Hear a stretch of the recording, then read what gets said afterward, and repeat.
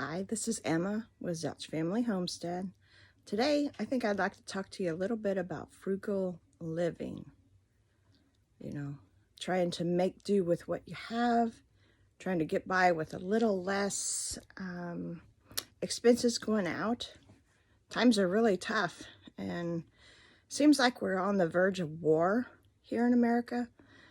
So, we better tighten our belts even more.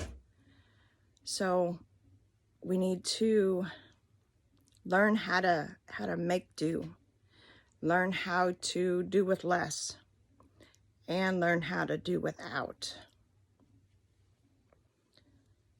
When our children were little and we were really watching our pennies very closely, I had this saying, and it went something like, when you're paying bills, okay? It went something like, robbing Peter to pay Paul, and Joe down the road does without. And I would say that, and I'd kind of giggle as I was doing the bills, because sometimes there's just not enough money to go around. So we need to figure out how to change that. How do we live within our means? Now, we've done a pretty good job at that. Sometimes it's a little tougher, and sometimes you do without getting the things that you'd like to have. But stick with it. The kids are only little once. Make every day special for them. And, they don't have to have the biggest birthdays or best birthday presents. They really want your attention. They do want a birthday present. So a little something, but Dollar Tree is so wonderful right now. And a homemade birthday cake or grandma's birthday cake would mean the world to them. So you can get by with that for birthdays when the kids are little. And grandkids now. 18 grandkids. So there's always somebody having a birthday. I have to have a birthday book now because I can't keep track of all the kids and spouses and grandkids. So that's just the way it is. That's okay. I think I'm going to go to a chart, though, on the wall. And I think that would help me better. Then I wouldn't even have to go to the book. I'd just be able to look at the chart. Not on the calendar, just a chart that's like the whole year. So I'm going to do that. We have a gift box that we normally keep, and that's a fantastic idea. When you're out and about and you see a little something that would make a good present for somebody someday soon, pick it up. It doesn't cost much, here and there, pick up a little bit. And when it's time for a birthday present or a Christmas present or anything, housewarming, you'll have a little something that you don't have to go out and go, oh my gosh, what am I going to get? Okay, let me get this $20, $30, $40 gift when I don't need to. Maybe I've got 3 smaller gifts that I could give them instead.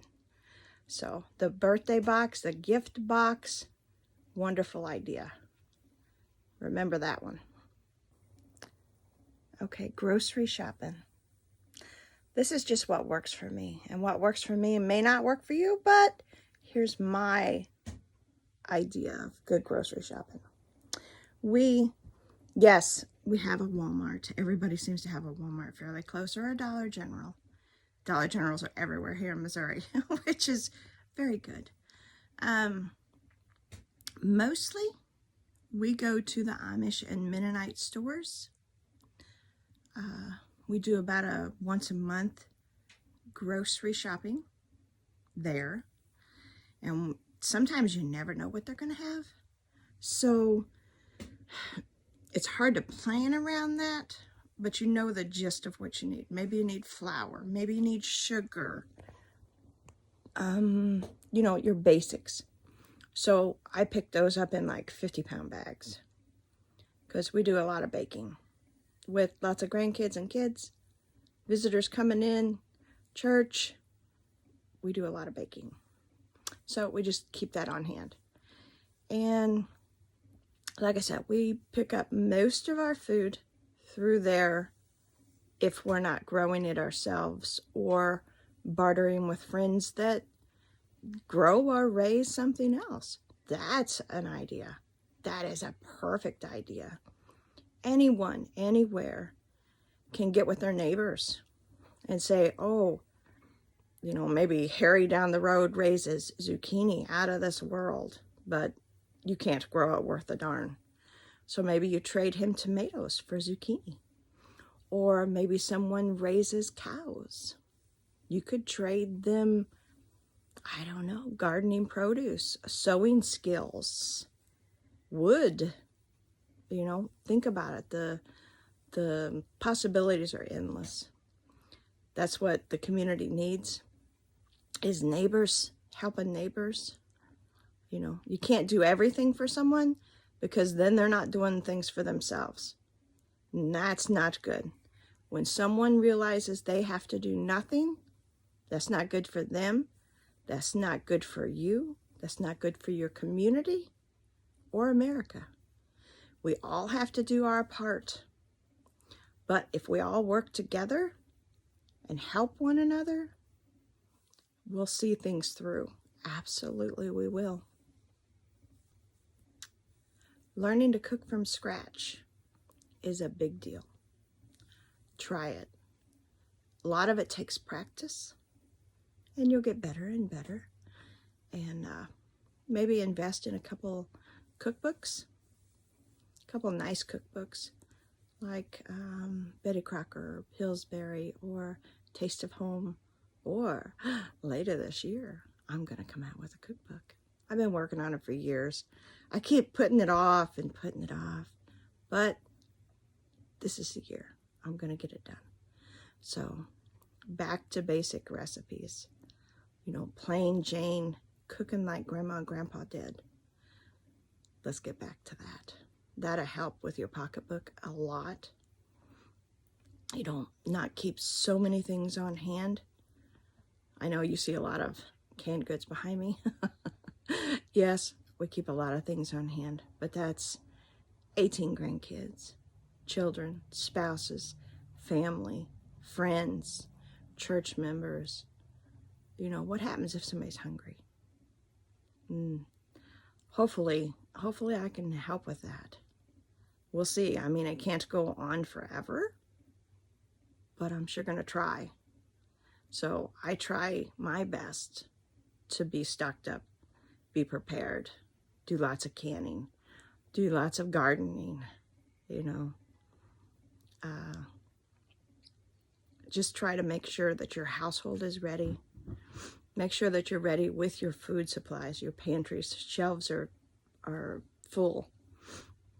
Make sure that you've got your kerosene lamps full. You got matches to light them with. You've got newspaper to help start fires, when you need wood in the wood stove and a fire going.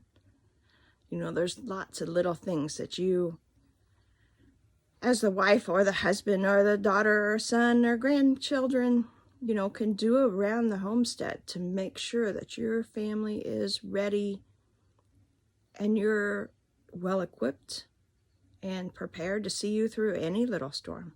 Could be somebody getting sick. We've gone through that several times. Could be,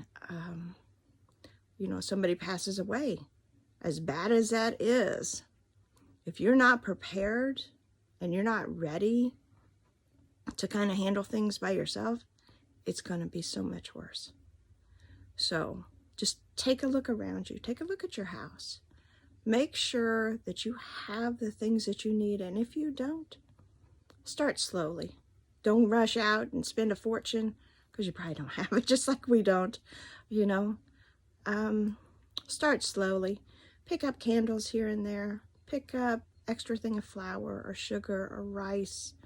Some beans. That'll get you through a lot of hard times right there. Pick up some extra spices as you can.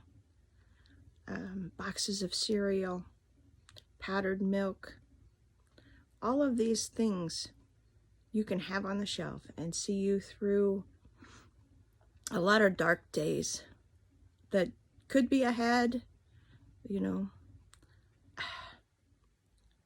In life, we have good times and we have bad.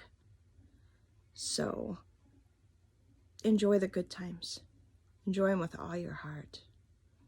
But don't forget to prepare for the bad ones, because they're coming.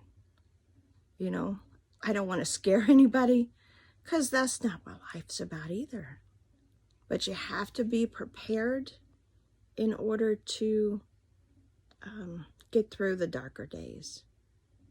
And I don't mean end of world stuff, because you get right with Jesus and you're into the world, you'll be okay. It'll be fine. You'll go with him forever. But here, just through some harder times. Maybe money's tight, you know, but enjoy every moment. Even the bad days have something good about them. Remember that. A sunrise, a sunset, a baby's smile, a granddaughter's hug. You know, you can't get better than that. So just remember that life is good and life is worth living. And I hope you enjoy your day. Remember to like our videos, subscribe to our channel if you can, and try and get other people to do it as well.